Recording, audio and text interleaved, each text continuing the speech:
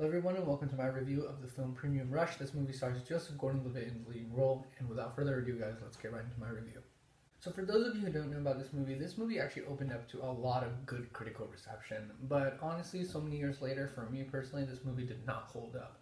And that's because it has an extremely silly plot in my opinion, way too many characters, and all of them being very bland characters, and overall the movie just doesn't flow in a way that seems natural. And I'll be getting into kind of my criticisms on the film first, and then I'll talk a little bit of one of the best aspects of this film.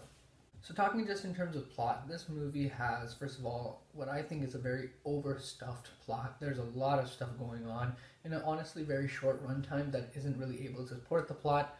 And one of the things this movie does is that it, jumps from certain timelines to other timelines. A lot of flashbacks, a lot of jumping around in terms of time. And honestly, I know what they were going for with that kind of format, but it just doesn't work for me. It just makes the movie feel more cluttered than it already is. And the reason it's already cluttered is because, well, there's a lot of characters in this movie, and the plot has many different characters, and it has to service all of those different characters and their individual storylines. And on top of that, the kind of overall general plot of this film is a bit silly, at least in my opinion. It's a little too far-fetched in my opinion, and it just comes off as very, very exaggerated. So I just couldn't ever really, be able to relate to the film or really get invested in it. And then part of that, of course, as I said, is that there's a lot of characters in this movie, and a lot of them are very bland. So let's talk about the actors and the characters in this film. So let's start by talking about Joseph Gordon-Levitt in this film. I am a huge fan of Joseph Gordon-Levitt, and that's kind of the primary reason I've been wanting to see this film, is because I love JGL. He's an awesome actor, and he's a very charming actor, and he's a very versatile actor as well. In this film, his performance is okay. I think he still brings some of that amazing JGL charm, but in terms of acting and in terms of his character as well, there isn't a lot to go off of. None of the characters in this film really have much character development or much characterization. And I think that's partly because there's so much happening already in the movie that there's really no time for that. So for me, again, that's more of a reason that I just couldn't get invested in this film. I mean, Joseph Gordon-Levitt is doing a fine, okay job in this film, but there's nothing really for him to do in terms of acting.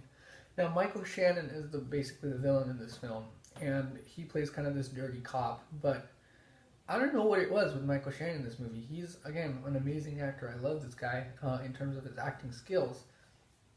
But in this movie, I don't know what he was going for in terms of his character.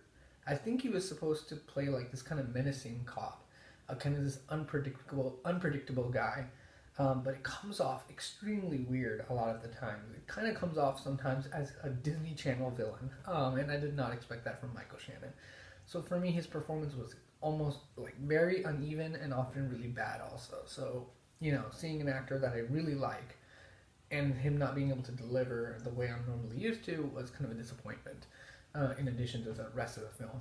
Other actors and actresses in this film, Jamie Chung, she's just doing her job in the movie. I didn't think anything of her performance, and there's plenty of other cast members I could get into, but overall, as I said, the characters are very bland in this movie, and the actors are just kind of, bumbling through the film. It's really nothing for me to say about that.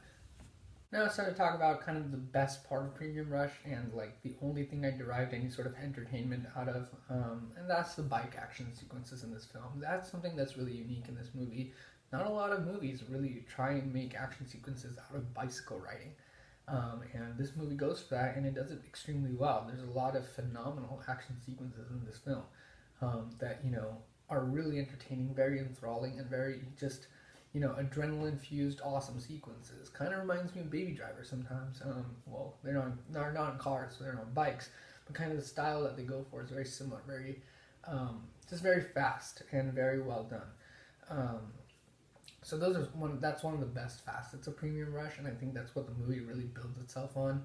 And I think that's the most enjoyable part of the film, really, is if you want to enjoy the bike sequences, there's some really good ones in there, and the plot just kind of feels like they had to have a plot for this movie almost, to kind of have something be there with those bike action sequences.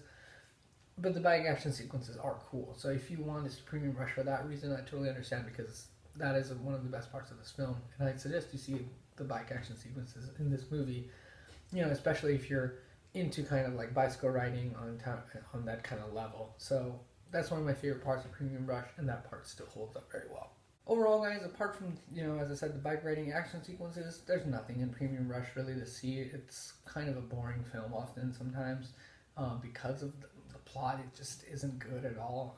This movie is really, I'm surprised it got such, strong critical reception, because at least for me, it's really not a good movie. I'm going to give Premium Rush a C. I think you can, again, see it for those bike sequences, but there's nothing really else to see in this movie.